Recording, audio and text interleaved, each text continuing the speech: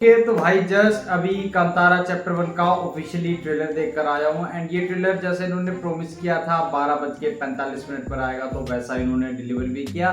लेकिन अनफॉर्चुनेटली मैं उस टाइम ऑफिस चला गया था। एंड आगे बढ़ने से पहले एक चीज क्लियर कर दूं, इस वीडियो की क्वालिटी पर उतना ज्यादा ध्यान मत देना।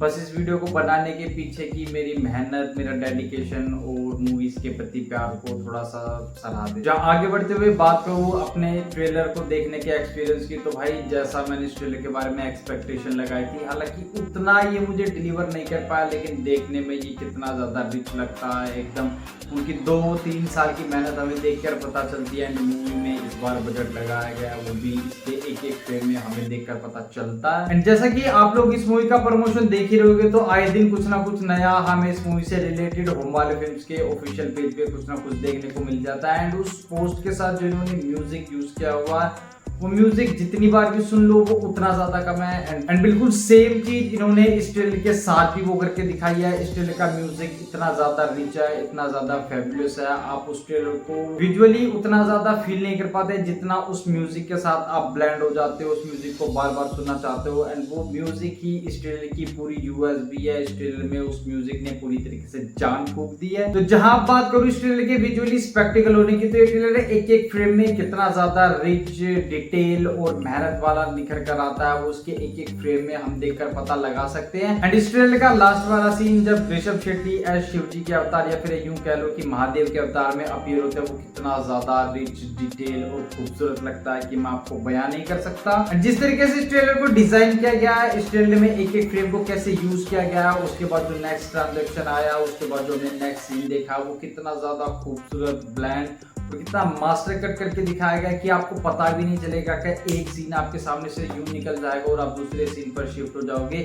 ये काफी ज्यादा स्मार्ट डिटेलिंग के साथ कट किया गया है और ये भी इस ट्रेलर की खूबसूरतियों में से एक है। जहाँ आगे बढ़ते हुए बात करूँ इस मूवी की स्टोरी की, तो ये ट्रेलर देखकर मैंने कुछ अंदाजा लगाया। मैं पूरी तरीके से गलत भी हो सकता हूँ, शायद कुछ चीजें उस मूवी में हमें देखने को मिल जाए। एंड जब इस मूवी को अनाउंस किया गया था, तो इस मूवी के मेकर्स ने बताया था कि ये एक प्रीक्वल होगा, तो इसका मतलब हम अंदाजा लगा सकते हैं कि कांतारा चैप्टर 1 की स्टोरी से 200-300 साल पुरानी स्टोरी हमें इस मूवी में देखने को मिलेगी। एंड ये ट्रेलर उस चीज को काफी अच्छे से दिखाता भी है कि कैसे एक क्रूर राजा था जो कांतारा के लोगों पर अत्याचार करता था, उनकी भूमि पर, उनके फेथ पर, उनके गॉड पर उसको बिल्कुल भी विश्वास नहीं था, और इसी के चलते वो उनको व्यापार, उनकी पूजा, उनकी बिलीफ पर वो तरह के सवाल उठाता था। एंड उसी चीज को जस्टिफाई करने के लिए, उस क्रूर राजा को सबक सिखाने के लिए, अपनी अपीयरेंस को एड्रेस करवाने के लिए भगवान शिव अवतरित होते हैं उग्रदेव गुलिया और पंजुर्ली देव के अवतार में। अब मैं पूरी तरीके से गलत भी हो सकता हूँ, क्योंकि उग्रदेव गुलिया और पंजुर्ली देव के बारे में मुझे कुछ भी नहीं पता। जब मैंने कांतारा मूवी देखी तो मैंने फर्स्ट टाइम उन देवता के बारे में सुना था। शिव जी से रिलेटेड हमें इस मूवी में बहुत कुछ देखने को मिल सकता है। उग्रदेव गुलिया, पंजुर्ली देव और कांतारा के लोग एक दूसरे से कैसे कनेक्टेड है, और महादेव का उस चीज में क्या रोल है, उनका क्या अपीयरेंस है,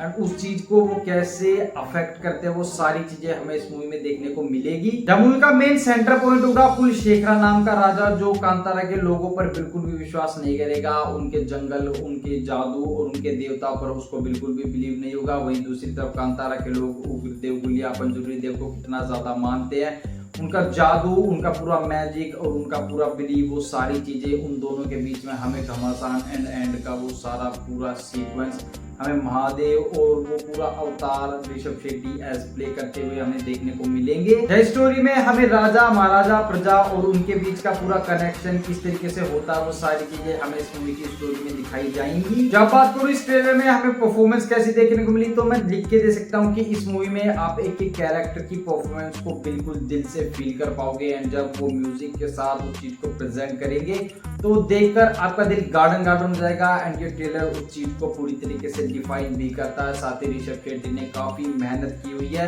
एंड वो ट्रेलर में देखकर पता चलता है बंदे ने अलग अलग किरदार को अलग अलग तरीके से, मतलब उनके काफी सारे लुक हमें इस ट्रेलर में देखने को मिले। तो उस चीज को उन्होंने डायरेक्शन के हिसाब से भी संभाला, एक एज अ एक्टर भी उन्होंने इस मूवी में काम किया और प्रोडक्शन में भी उन्होंने कुछ हाथ आजमाया।